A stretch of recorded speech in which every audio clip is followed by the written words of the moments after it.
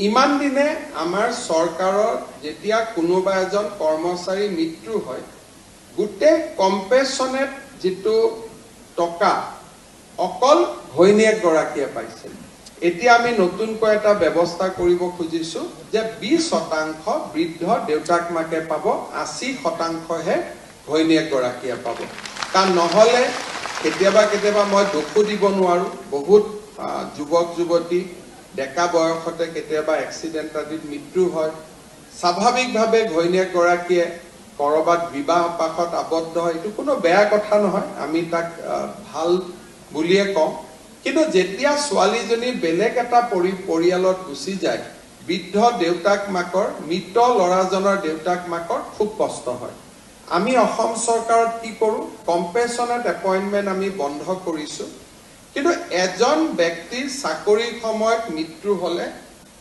চাকৰি থকা কাল ছোৱালৈকে আমি গোটেই দৰমহা দি থাকো কিন্তু দৰমহাটো কাক দিও ঘৈণীয়েক গৰাকীক দিও এইবাৰৰ পৰা আমি নিয়ম কৰিছো যে 80% দৰমহা আমি ঘৈণীয়েক গৰাকীক দিম আৰু 20% দৰমহা আমি দেউতাক মাকক আমি দিম যাতে খুব ধুনিয়াকৈ দেউতাক মাকেও এটা ভাল জীৱন লৈ থাকিব পাৰে আৰু ছোৱালী গৰাকীৰো যাতে মংগল হয় আমাৰ আজি নিযুক্তি প্ৰক্ৰিয়া আন এটা নিযুক্তি হৈছে যে আমাৰ চিকিৎসা মহাবিদ্যালয় সমূহত আজি আমি বহুখিনি জিএনএম নিযুক্তি দিবলৈ ইয়াত আমি সমবেত হৈছো নগাঁও নলবাৰী কোকৰাঝাৰ আৰু তিনিচুকীয়া নতুনকৈ নিৰ্মাণ হোৱা 4খন চিকিৎসা মহাবিদ্যালয়ত আজি আমি 812 গৰাকী ষ্টাফ নাৰ্স আমি নিযুক্তি দিম এই প্ৰত্যেকখন চিকিৎসা মহাবিদ্যালয়তে আজিৰ পৰা 203 গৰাকীকৈ আমি ষ্টাফ নাৰ্স নিযুক্তি দিব পাৰিছো আৰু ইয়াৰ ফলত আমাৰ চিকিৎসা মহাবিদ্যালয় কেইখনতো নাৰ্সৰ অভাৱ দূৰ হ'ব যোৱা বছৰতে আমি নগাঁও নলবাৰী আৰু কোকৰাঝাৰ চিকিৎসা মহাবিদ্যালয় আনুষ্ঠানিকভাৱে আৰম্ভ কৰিছিলো আৰু এই বছৰ আমি তিনিচুকীয়াটো এডমিশন দিবৰ বাবে গৈ আছো প্ৰথম ফাৰ্ষ্ট এমবিবিএছ বেচ এইবাৰ তিনিচুকীয়াটো নামভৰ্তি কৰিব পাৰিব ইয়াৰ ফলত আমাৰ চিকিৎসা মহাবিদ্যালয়ৰ সংখ্যা 13খনলৈ বৃদ্ধি পালে অহা বছৰ আমি গুৱাহাটীত আমাৰ ৰাজ্যৰ 14তম অৰ্থাৎ নাম্বাৰ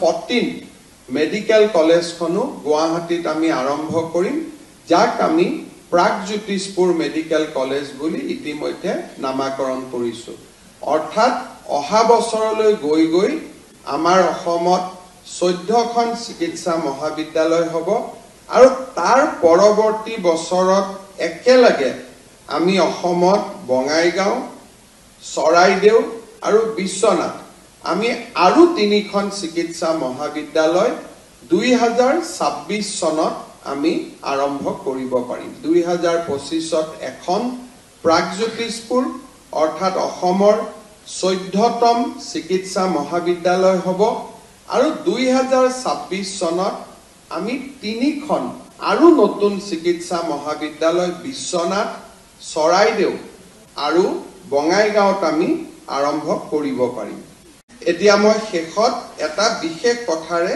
সামৰণি মাৰিব খুজিছো আজি আমি বিশেষকৈ নাৰ্সত যিসকলে নিযুক্তি পাইছো কিছুমানে নগাঁৱত পাইছো কিছুমানে নলবাৰীত পাইছো কিছুমানে কোকৰাঝাৰত পাইছো কিছুমানে তিনিচুকীয়াত পাইছো যদি উজনি অসমৰ ছোৱালী এগৰাকীয়ে নলবাৰীত নিযুক্তি পাইছে সদায় মনটোত লাগি থাকিব যে মোক ট্ৰান্সফাৰ লাগে এতিয়া আমাৰ অসুবিধাটো ক'ত মই নলবাৰীৰ পৰা আপোনাক তিনিচুকীয়ালৈকে পঠাই দিলো কিন্তু তিনিচুকীয়াৰ পৰা যদি নলবাৰীলৈকে কোনোবা এগৰাকী নাহে ৰাতি ৱাৰ্ডৰ ডিউটিটো কোনে কৰিব লগৰ ছোৱালী এজনীটো কৰিব নোৱাৰে পিছদিনাখন অতীত কাম কোনে কৰিব ৱাৰ্ডত কোনে যাব আমাৰ অসমত আটাইতকৈ ডাঙৰ কথাটো হ'ল যে সকলোৱে নিজৰটো ভাবিব যে মই যদি ডিব্ৰুগড় তিনিচুকীয়া যাব পাৰো বা ডিব্ৰুগড় তিনিচুকীয়াত থকা ছোৱালীজনী নলবাৰীত আহিব পাৰে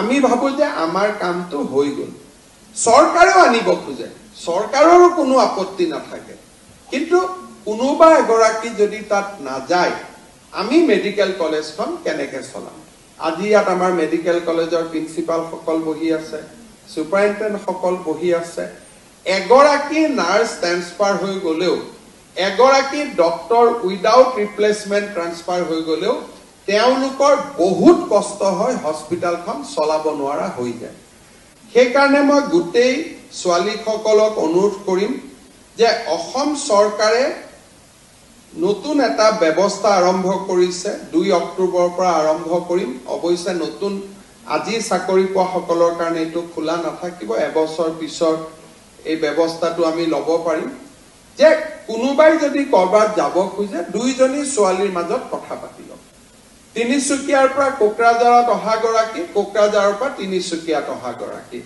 পোৰ্টেল এটা থাকিব পোৰ্টেলত দুইখন এপ্লিকেশন উঠাই দিয়ক ট্ৰান্সফাৰ অৰ্ডাৰ নিজে নিজে কম্পিউটাৰৰ পৰা ওলাই যাব কোনো মানুহৰ তাতো যাব নালাগে কিন্তু যদি কি একপক্ষীয় হয় যে মই যাব খোজো কিন্তু কোনো মোৰ জায়গাত আহিব নোখোজে তেতিয়ালৈকে পোৰ্টেলটোৱে তেতিয়ালৈকে তাৰ এপ্লিকেশন বিলাক গ্ৰহণ নকৰিব তাৰ কাৰণে আমাৰ 800 ছোৱালী বা আৰু 3000 ছোৱালীয়ে কাম কৰি আছে নিজৰ মতে মেডিকেল কলেজখিনি সজাই লওক আমাৰ কোনো আপত্তি নাই কাৰণ আমি এটা ভাবি নিযুক্তি দিছো আমাৰ নিযুক্তিটো ভুলও হ'ব পাৰে নলবাৰী ছোৱালী নলবাৰী এড্ৰেছ চাই দিছো কি জানি ডিব্ৰুগড়ত লৰা এটাৰ লগত বিয়া হ'ব কালি পৰহিত তেখেত ডিব্ৰুগড়ত যাব লাগিব গতিকে আমি মানুহৰ এড্ৰেছ বিলাকটো আজি যেটো দিছো এইটোৱে নাথাকে আমি সদায় চেষ্টা কৰো যে যদি এই ৰিক্ৰুটমেন্টতে আপোনালোকে চাব যে তিনিচুকীয়াৰ ফালৰ যিমানে এড্ৰেছ দিছে আমি তিনিচুকীয়াতে দিব যত্ন কৰিছো কিন্তু যদি তিনিচুকীয়াৰ পৰা আৰু বেছি ছোৱালী পাস কৰিছে লখিমপুৰ ধেমাজিৰ পৰা আৰু ছোৱালী পাস কৰিছে তাইকটো আমি নগাঁৱত দিব লাগিব যদি নগাঁৱত বহুত ছোৱালী পাস কৰিছে তাইক আমি নলবাৰীত দিব লাগিব সেই কাৰণে নিজৰ ভিতৰতে আপোনালোকে এই হিসাব নিকাছটো মিলাই ললে আমাৰ কোনো অসুবিধা নহয় বুলা দুজনৰ লগত মিলিব নোৱাৰি তিনিজনৰ চেইন এটা কৰিলে মিলাব পাৰি তাতো আমাৰ আপত্তি নাই যে কোনোবাই ধেমাজি কোনোবাই লখিমপুৰৰ পৰা নলবাৰীত যাব নলবাৰীৰ পৰা কোনোবাই ধুবুৰীত যাব ধুবুৰীৰ পৰা কোনোবাই তিনিচুকীয়াত যাব মুঠৰ ওপৰত আমাৰো ক্ষতি হ'ব নালাগে আপোনালোকৰো ক্ষতি হ'ব নালাগে আমাৰ মানে কোন মোৰ নহয় ৰোগীসকলৰ কাৰণ আমি যেনেকে ৰোগীসকলৰ কথাটো আটাইতকৈ বেছি আমি চিন্তা কৰিব লাগে সেই কাৰণে 2 অক্টোবৰৰ পৰা আমি এই সুবিধাটো প্ৰথম আৰম্ভ কৰিম দেশত কতো নাই কৰ্মচাৰীক ইমান সুবিধা কৰি দিয়া চৰকাৰ দেশত কতোৱে নাই চাকৰিও বিনা পইচাত এপইন্টমেন্টও বিনা পইচাত সব বিলাক থকাৰ উপৰি 1 লাখতকৈ চাকৰি এতিয়া আমি নেক্সট ষ্টেপলৈকে যাব খুজিছো যে নিজে নিজৰ ট্ৰান্সফাৰ অৰ্ডাৰটো উলিয়াই লোৱা যে আপোনালোকে মই লখিমপুৰত যাব খুজিছো মই নলবাৰী খালি আমাৰ কাৰো অসুবিধা হ'ব নালাগে আৰু একেটা সুবিধা ইৰিগেশ্যন ডিপাৰ্টমেন্টতো থাকিব পিডব্লিউডিটো থাকিব খালি অফিচাৰৰ ক্ষেত্ৰত এই সুবিধাটো নাথাকে কাৰণ অফিচাৰ সকলক আমি এটা বেলেগ ধৰণে নিযুক্তি দিব লাগে কিন্তু তৃতীয় আৰু চতুৰ্থ শ্ৰেণীত কাম কৰা সকলোকে এইবাৰ আমি এইটো সুবিধা দিব খুজিছো যে আপোনালোকে যাতে নিজেই নিজৰ ভিতৰত মিউচুৱেল ট্ৰান্সফাৰ কৰি ল'ব পাৰে অফিচতো যাব নালাগে ডিএমই তাতো যাব নালাগে ডিএক্সএছৰ তাতো যাব নালাগে খালি আমি প্ৰত্যেক 2 মাহৰ মূৰে মূৰে কম্পিউটাৰত যিমান এপ্লিকেশন আছে আমি অৰ্ডাৰখিনি অটোমেটিক উলিয়াই দিম যে এভৰি 2 মাহ নতুন নতুন অৰ্ডাৰ প্ৰত্যেক 2 মাহত ওলাই থাকিব এইবাৰ মই মিউচুৱেলত সংগী নাপালো অহাবাৰ পাম অহা 2 মাহত আবেদন কৰিব পাৰিম তাৰ পিছৰ 2 মাহত পাম তাৰ পিছৰ 2 মাহত আবেদন কৰিব পাৰিম আৰু নিজৰ ভিতৰতে আমি মিলামিছা কৰি ৰাখিব পাৰিম আজিয়ে বুক কৰি থৈ দিব পাৰে যাতে বেলেগক নিদিয়ে যে তোৰ জায়গাত মই যাম মোৰ জায়গাত তই যাবি আজিয়ে বুক কৰি থৈ দিলেও কথা নাই কিন্তু আপোনালোকে এই সুবিধা এবছৰ পিছত পাব কাৰণ প্ৰথম জয়েন কৰাৰ লগে লগে জয়েন কৰা ছোৱালীক আমি ট্ৰান্সফাৰ নিদিও যিসকলে এবছৰ পুৰা কৰিলে তেওঁলোকক এই সুবিধাটো দিম। অহা 2 অক্টোবৰৰ পৰা আপোনালোকে এই সুবিধাটো ল'ব পাৰিব। আজিয়ে বুক কৰি থৈ দিলে হ'ল, তেতিয়া অহা 2 অক্টোবৰত আমাৰ নিজে নিজে ওলাই যাব। কোনেও ট্ৰেন্সফাৰ পোষ্টিং বিচাৰি MLA, মন্ত্ৰী, বিষয়া আপোনালোকে কতো ঘূৰি নাথাকিব। কাৰণ আমাৰ এটাই কথা যে মই যিমান পাৰো প্ৰশাসনত স্বচ্ছতা আনিব খুজিছো, যাতে কোনো কষ্ট নহয়, কাৰো ওচৰত কোনো মানুহ যাব নালাগে, যিটো ন্যায় পাব লাগে সেই ন্যায়টো যাতে নিজে নিজে পাব পাৰে। যোৱা কেইদিনমানত মই এটা বস্তু লক্ষ্য কৰি আছো যে আমাৰ নাৰ্ছসকল বা ডক্টৰসকলে সন্তান জন্ম দিয়াৰ সময়ত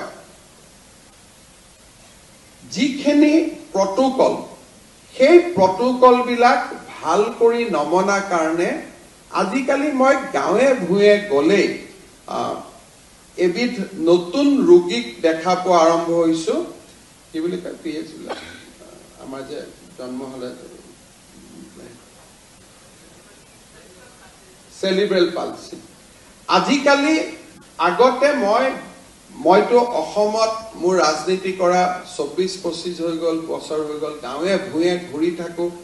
আগতে ইমান চেলিব্ৰেল পালচিৰ পেচেণ্ট আমি দেখা নাপাইছিলো। এতিয়া যি মিটিঙতে যাওঁ 4 গৰাকী চেলিব্ৰেল পালচিৰ পেচেণ্ট বহিয়ে থাকে। দেখিলে মনটো বেয়া লাগে। আৰু আমি সকলোৱে জানো যে চেলিব্ৰেল পালচি হোৱাৰ মূল কাৰণটো হ'ল যে জন্মৰ সময়ত হোৱা একোটা ভুল সিদ্ধান্ত। বাচ্চা ভিতৰত আছে, আমি ইনষ্ট্ৰুমেণ্টেদি টানি পেলাই বাচ্চাটোক জন্ম কৰাইছো, ইনষ্ট্ৰুমেণ্টটোৱে মূৰত আঘাত কৰিছে, তাৰ ইমিডিয়েট ৰিজন হ'ল চেলিব্ৰেল পালচি।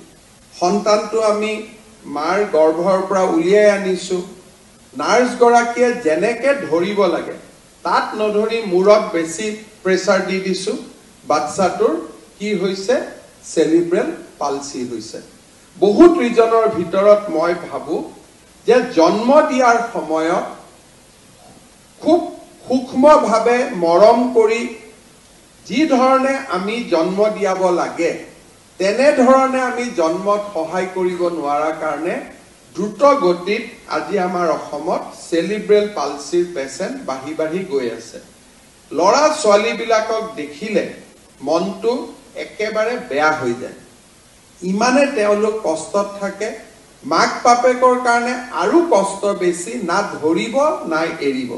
সন্তানটোক ধৰি ৰাখিব নোৱাৰে, খৰচ আছে, ফিজিঅথেৰাপি কৰিব লাগে, চিকিৎসা নাই, মাহত খৰচ, এৰিব নোৱাৰে নিজৰ পেটৰ বাচ্চা। এই ধৰণৰ আমাৰ কষ্টত ভোগ কৰা বহুত পেচেণ্ট মই মিটিঙত গ'লে দেখা পাওঁ। মই সুধো যে আপোনাৰ ল'ৰাটোৰ জন্ম ক'ত হৈছিল? বিভিন্ন জাগাৰ কয়, কিন্তু বেছিকৈ গভৰ্ণমেণ্ট হস্পিটালৰ নাম কয়, কাৰণ এইবিলাক দুখীয়া মানুহ। গভৰ্ণমেণ্ট হস্পিটালত আমি ইনষ্টিটিউচনেল ডেলিভাৰী বাঢ়িলেই নহ'ব, ইনষ্টিটিউচনেল ডেলিভাৰীৰ লগত আমাৰ কোৱালিটিটো বাঢ়িব লাগে। কোৱালিটিটো কোনে বঢ়ুৱাব? আমাৰ ষ্টাফ নাৰ্ছ আৰু ডক্টৰসকলে। বেচিকেলি নৰ্মেল ডেলিভাৰীৰ ক্ষেত্ৰত ডক্টৰৰ ভূমিকা খুবেই কম থাকে। আমাৰ ষ্টাফ নাৰ্ছসকলেই নৰ্মেল ডেলিভাৰী কৰোৱায়। সিজাৰিন হলে ডক্টৰ থাকে। আৰু এতিয়া আমি ষ্টাফ নাৰ্ছসকলক ৱেলনেছ চেণ্টাৰত আমি CHO কৰি দিছো। তাৰ মানে ৱেলনেছ চেণ্টাৰটো আমাৰ ষ্টাফ নাৰ্ছ বাইদেউসকলে হেড কৰে, গোটেই ব্যৱস্থাটো চাই তাত থকা নৰ্মেল ডেলিভাৰীখিনি আমিয়ে কৰাওঁ। ইমান দিনে আমাৰ চৰকাৰৰ যেতিয়া কোনোবা এজন কৰ্মচাৰী মৃত্যু হয়, গোটেই কম্পেশ্যনেট যিটো টকা অকল ঘৈণীয়েক গৰাকীয়ে পাইছিল।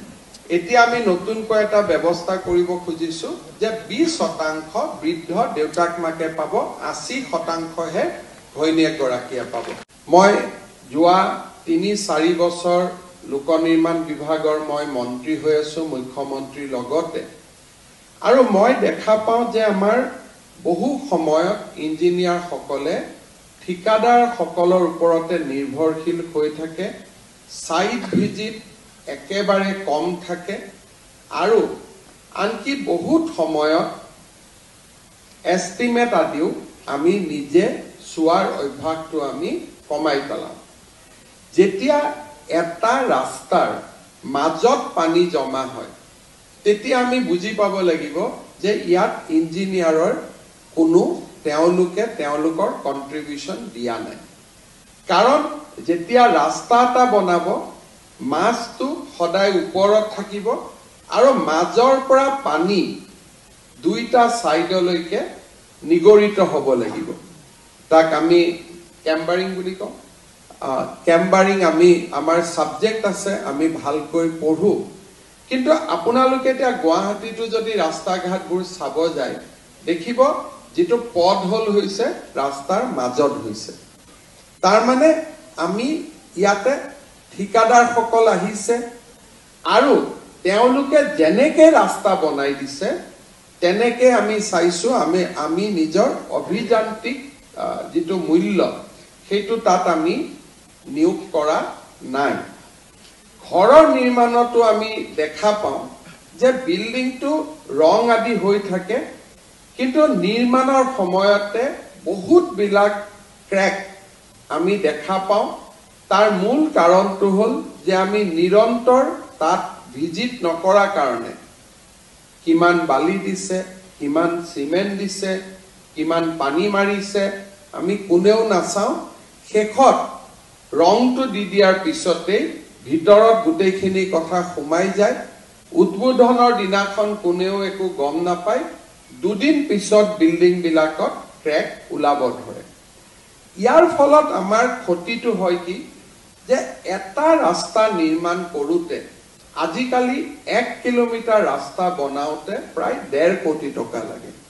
আৰু যিমানে ৰাস্তাৰ বনোৱাৰ মূল্য বাঢ়ি গৈছে, সিমানে নতুন ৰাস্তা বনোৱাৰ ক্ষমতাটো আমাৰ সীমিত হৈ আহি আছে।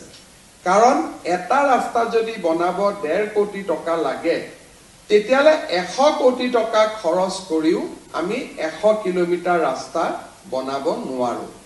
ফলত বহুতো গাঁৱৰ মানুহে, চহৰৰ মানুহে পকী ৰাস্তা তাৰ পৰা বঞ্চিত হৈ থাকিব লাগে। আৰু ভোটৰ ওপৰত দানৰ পৰা দি যদি এবছৰতে সেই ৰাস্তাটো আমি ৰিপেয়াৰিঙত যাব লাগে, তেতিয়াহলে আৰু টকা আমি সেই ৰাস্তাটোতে দিব লাগে। মোৰ নিজৰ মনত আছে, মই যেতিয়া হেলথ মিনিষ্টাৰ আছিলো, মাজত 2014-15-16 মই মন্ত্ৰী দায়িত্বত নাছিলো।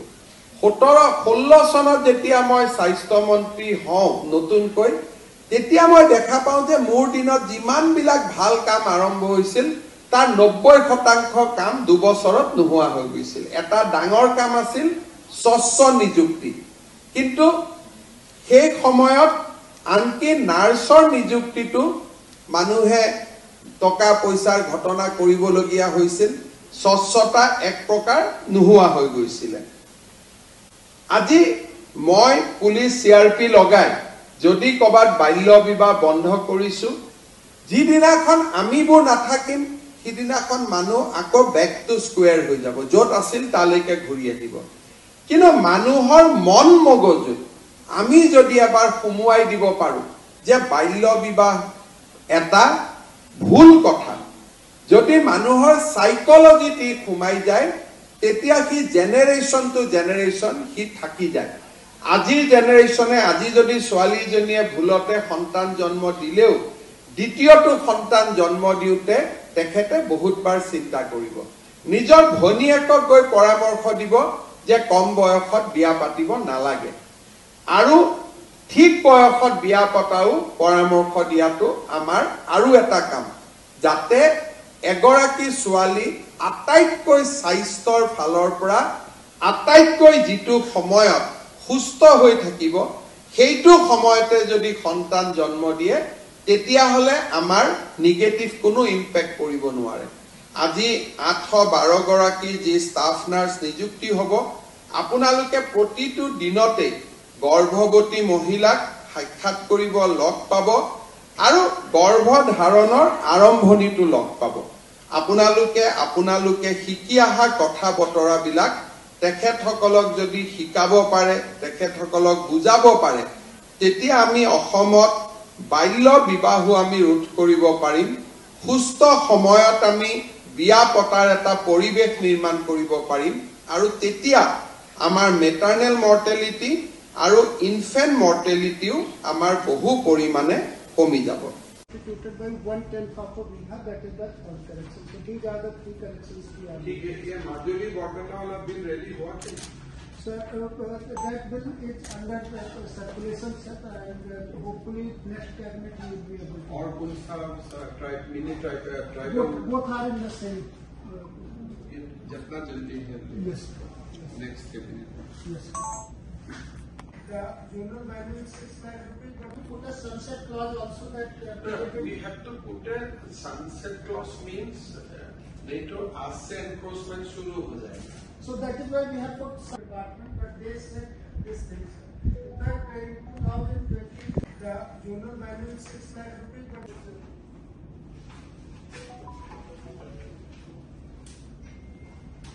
So this is the Assam fixation of ceiling on land holding.